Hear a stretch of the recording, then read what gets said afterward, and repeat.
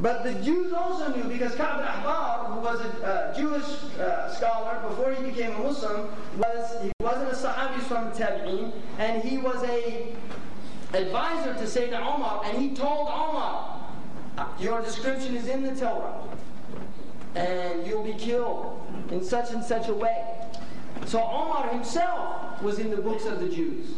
Ibn al-Khattab, radiallahu anhu, which shouldn't surprise people. And then you would have, after the opening of Constantine, and then the two deaths, 1 and 2, so that's the 4, and then you would have the fitna of the Romans. There would be a fitna, and in a riwayah, a hudna, that took place between you and the Romans.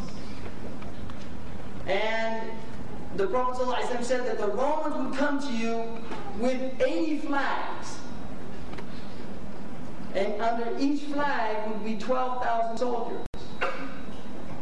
80 flags, and under each flag would be 12,000 soldiers. Now the Romans don't have 80 countries, but it says tahta 80 ghaya, under 80 flags. So it's like an umbrella. And this is, Allahu Alam, a clear indication of the United Nations, or something similar to it.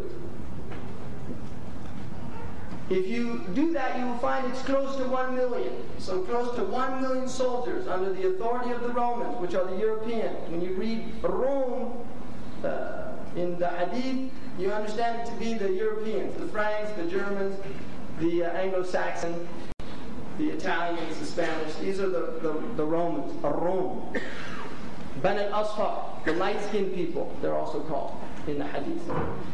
So the Prophet ﷺ told us that that would happen. And he also said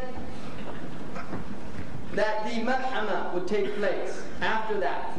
And the malhama is a huge battle that takes place in the desert. Allahu Alam, some say that it's what the Christians refer to as Armageddon, and the Jews. Allahu Ta'ala. But there will be a malhama there. Now the third type, the second type is one that happens and continues to increase. And you will see that, for instance, in women's clothing. The Prophet ﷺ said, one of the signs of the end of time, صِنْفَانِ مِنْ أَهْلِ النَّارِ لَمْ أَرَاهُمَا, 2 types of people from the fire, I haven't seen them yet. And then he spoke about the police according to Muhammad Habibullah wal-Mayaba in his commentary on Sahih al-Bukhari, Mattafaq alayhi al-Bukhari al-Muslim. He said that رِجَالٌ لَهُمْ سِيَاطٌ يَضْرِبُونَ النَّاسَ بِهَا, men who have siyat كَأَذْنَابَ الْبَقَرِ, and they hit people. And in a riwayat, يَغْضُونَ فِي سَخَطِ اللَّهِ وَيَرَوْحُونَ فِي عَقْبِهِ. They go in the morning, they're in the anger, wrath of Allah, and when they go in the afternoon, they're in the wrath of Allah. And these are people who support tyrants and beat people down, like we're seeing now in many places in the earth. The second type of people were kasiyatun, adiyatun, ma'ilatun, mumilatun, ala ru'usihinna ka'asminat al-bukht. Women who would be naked and dressed at the same time. Now, in the traditional hadith commentaries, if you read them, Jazakumullahu khaira, they usually said, Kasiyatun fi dunya, ariyatun fil akhirah. They have clothes in this world, but no clothes in the next world. Because they couldn't understand, this is in logic, it doesn't work. How can you be dressed and naked at the same time? And this is pre-spandex logic. This is logic before. We know how people can be dressed and naked at the same time now. So the Prophet ﷺ said there would be women who were dressed and naked at the same time. They inclined in their walking, and they caused others to incline towards them with their shahwat, with their desire. They wore their hair like aslimat al-bukht, which are the humps of the Bakhtian camel. Not the Arabic camel, which the Bakhtiyaan camel, the hair is all over the place. Right? It's a very interesting description. You look at a Bakhtiyaan camel and then look at a picture of Tina Turner. And you'll get the picture immediately. Now the sad thing about it is, you know, now we've got Khadijas and Fatimas imitating. You see, in the Muslim land, the land of the Muslim, where modesty is the characteristic of this deen, that's the sign of the deen. If you don't have modesty, you don't have the sign by which this deen is recognized. Because every deen has a sign. And the Prophet ﷺ said the characteristic of my deen, لِكُلِّ دِينٍ خُلُقٍ وَخُلُقُ الْإِسْلَامَ الْحَيَاةِ. Every deen has a characteristic, and the characteristic of my deen is modesty. If you do not have modesty, then you don't have a portion of the Prophet ﷺ's deen. So a woman who loses that, it means that she lost modesty. And this is why the Prophet ﷺ said, it's a sign. It's not, the fact that she is dressed like that is not what takes her to the hellfire. That is only a sign of what takes her to the hellfire. What takes her to the hellfire is a loss of iman that has resulted in the manifestation of the sign. So that is a sign for people. And that's why our women have to wake up. They have to wake up.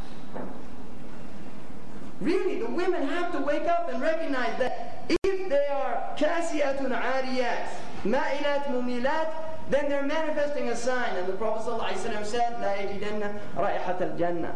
These women won't find the scent of paradise. وَإِنَّ رَائِحَتَهَا لِمَسِيرَةِ 500 عَامٍ. And its scent continues for 500 years.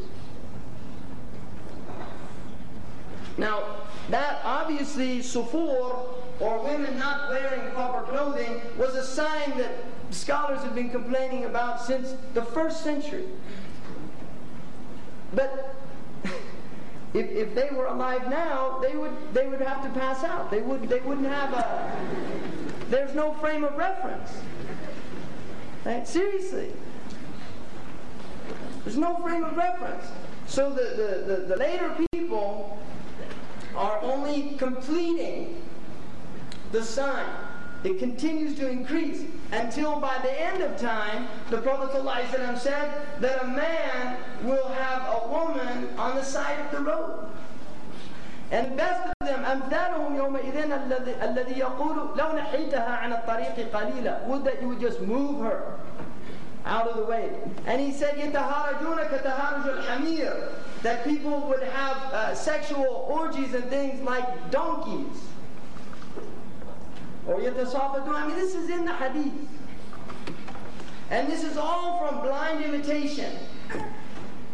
One of the signs of the end of time about this also is the men taking their women from the adbar, which is haram by the Prophet ﷺ. He made it haram, but he said that people would do it, and from his ummah. And this was something alien to the Muslims. But because of the widespread of pornography and these things in which the Muslims are engaged in, the widespread of pornography in the Muslim land, and now with the satellite dish, they can bring it into their own homes in Mecca and Medina. Really? It's not an exaggeration. So those signs continue. And then finally, the great signs that haven't come. By consensus of our scholars for some time now, all of the lesser signs have come. All of them. They're complete. They're called Ashrat al-Sughra, Alamat al-Sughra. And I wanted to read one hadith.